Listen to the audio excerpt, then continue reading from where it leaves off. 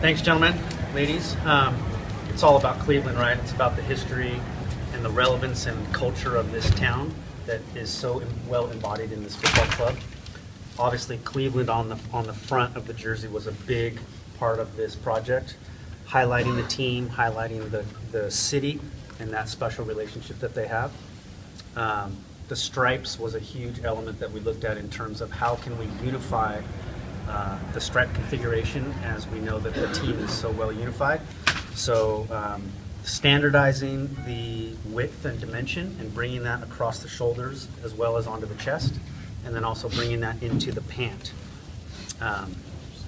That started from the helmet. As we heard earlier today, the helmet remains virtually unchanged, and so we started there and brought that stripe configuration down. The other part I'd like to highlight is the American-made craftsmanship that this city is so well founded on, and we highlighted that through the contrast stitching. This is the first time that we've ever had contrast stitching in the NFL, so we thought that was a special way to honor the city. And then the chainmail number material, which is a new application for Nike as well as for the NFL. So that's a special place that we can bring some innovation to the table, highlight the pillar of strength, as this is a really strong, durable material.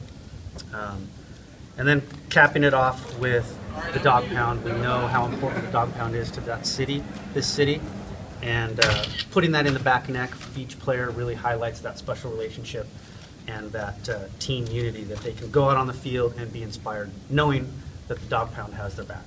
Pants, yep.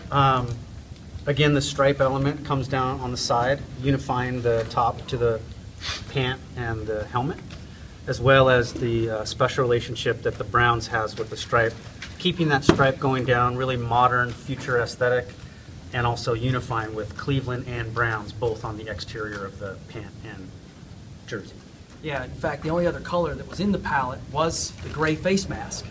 It had been in rotation since 2006. Prior to that, it was white. So exactly as you were questioning, we had the same question: will there be another color? And we kept bouncing a number of colors into this palette and said, no, it doesn't work, it doesn't work. And we couldn't find a meaning to put it in there. So we pulled it out. Same thing on the face mask. We said, gray's nowhere else. Let's make it brown. Let's make it tough. Let's connect it all. And so we eliminated any other color. Regarding the helmet, as I said in the presentation, we certainly didn't ever consider putting a logo on this helmet. This is iconic just as it is. But what we did was we took a look at the stripe, and it was the white was slightly wider in the last rendition that the Browns have been wearing. We unified 3 even stripes. And that's exactly the case here. These stripes, the width of these stripes, match the width of the stripes on the uniform. The unifying point Nate just made. We went with a matte finish. And we talked about the hard-working aspects of Cleveland, the town that built a lot of our American culture. We felt like a glossy, shiny finish didn't really say Cleveland, and so the matte finish does that the best way possible. Also, when we tested it on field, we saw that there was a better consistency in color from the uniform to the helmet on TV. And we think that'll show through when the team takes the field.